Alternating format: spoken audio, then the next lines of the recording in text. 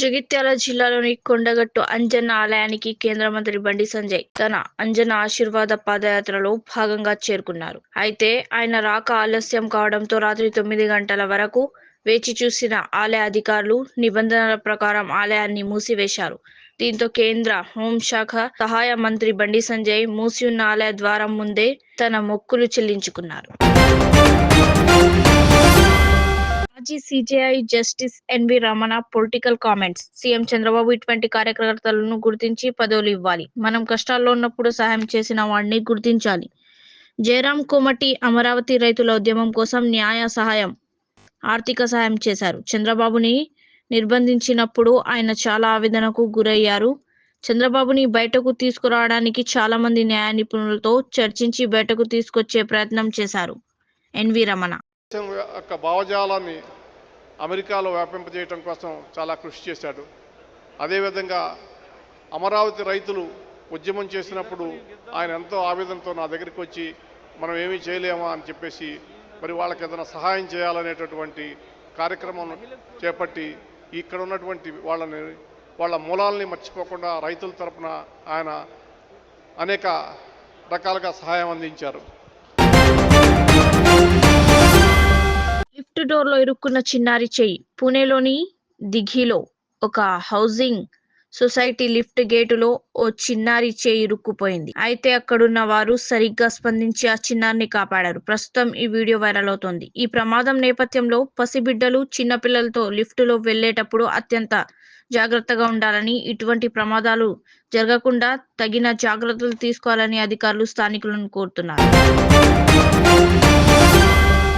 మూసీ ప్రక్షాళనను ఎందుకు అడ్డుకుంటున్నారు?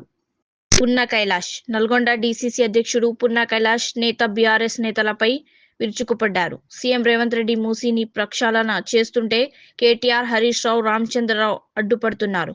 మీ తీరు వల్ల నల్గొండ జిల్లా ప్రజలు ఫ్లోరోసిస్, మూసీ మురుగునీటి విషవలయంలో అల్లాడుతున్నారని మండిపడ్డారు. బీఆర్ఎస్, బీజేపీలు కలిసి జిల్లాను అధికారంలోకి నెట్టాలని చూస్తున్నారని, 45 లక్షల మంది ప్రాణాలతో చెలగాటమాడుతున్నారని ఆయన తీవ్రంగా విమర్శించారు.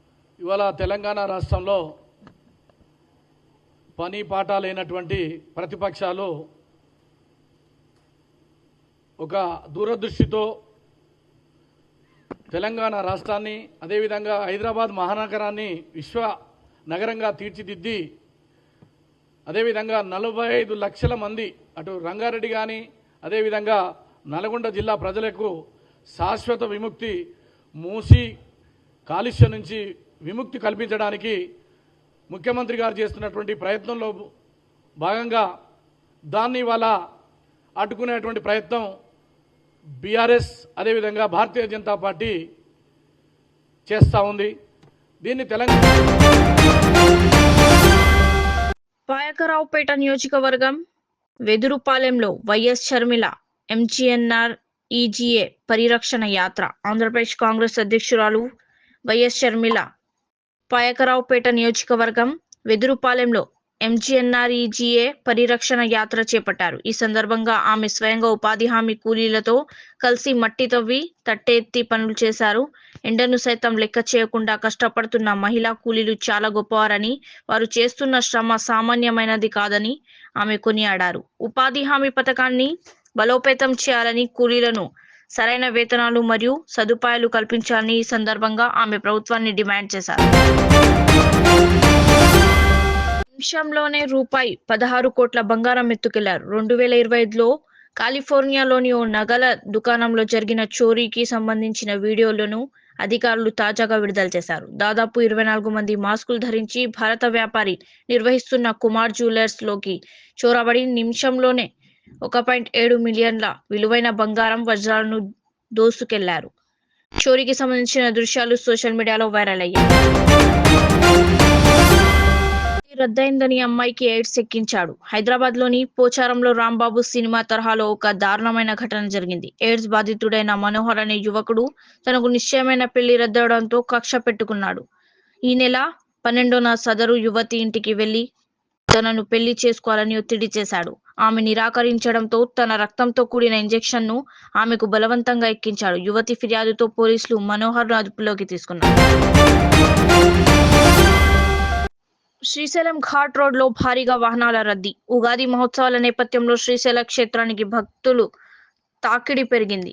కర్ణాటక, మహారాష్ట్ర నుంచి వేలాది మంది భక్తులు తరలి రావడంతో ఘాట్ రోడ్ వాహనాలతో కిటకిటలాడుతోంది. వాహనాలు, పాదయాత్రగా వస్తున్న భక్తుల రద్దీ కారణంగా ఘాట్ రోడ్డులో గంటల తరబడి ట్రాఫిక్ జామ్ ఏర్పడి వాహనదారులు తీవ్ర ఇబ్బందులు పడుతున్నారు.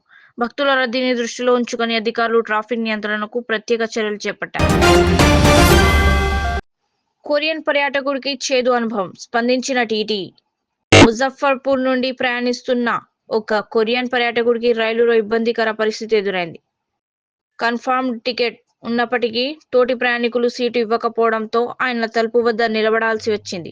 ఇది గమనించిన టీటీఈ వెంటనే జోక్యం చేసుకొని సీట్లను ఆక్రమించిన వారికి సర్ది చెప్పి విదేశీ అతిథికి సీటు కేటాయించి సౌకర్యవంతమైన ప్రయాణానికి సహకరించారు.